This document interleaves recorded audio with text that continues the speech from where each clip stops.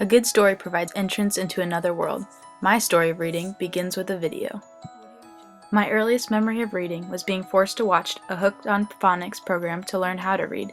I remember sitting in front of the TV, pouting and not paying attention to a single word. But immediately after that, or so my mom claims, I started reading and never stopped. My fondness for reading began. By the time I was 4, my family was making weekly trips to the library where I filled a canvas bag as full as I could. I discovered my first favorite author, Audrey Wood, at age 5 with the book Rude Giants, and found my first favorite book hidden on a dusty bookshelf in my grandparents' farmhouse, Come Over to My House, written by who would later become Dr. Seuss.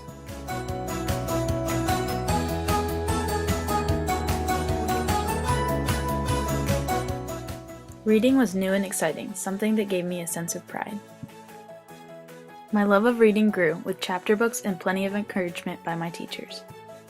I encountered my first book that I hated in 4th grade with Jerry Spinelli's Stargirl, a book I deemed so incredibly despicable that I gave up fiction for a while.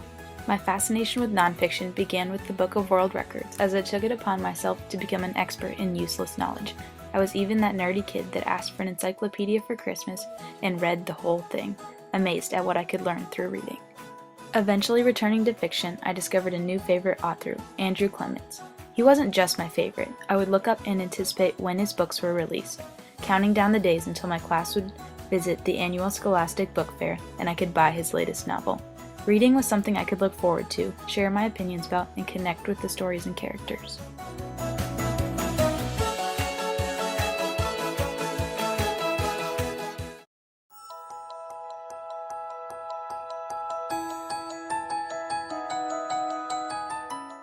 In middle school, I read more than ever before. I recorded reading thousands of pages, trying to beat out the rest of my classmates. At one point, I read 45 books by a single author, Karen Kingsbury, my favorite being Unlocked, about a boy with autism.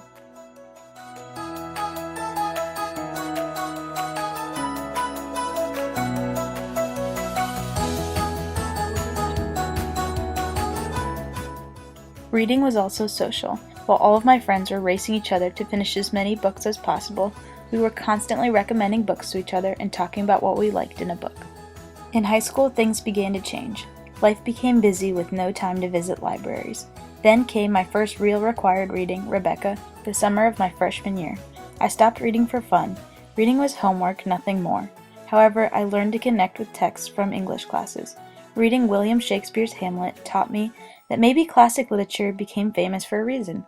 Shakespeare's creative use of language and character development helped me understand his genius. Also, I found new and interesting ways to interact with language. I began to write poetry and create nonfiction. A highlight includes accidentally entering and winning a spoken word poetry contest. I learned American Sign Language and Spanish. I didn't read as much for fun in high school, but at the same time became much more fascinated with language and literacy. Reading was a crucial part in developing my knowledge and love of learning.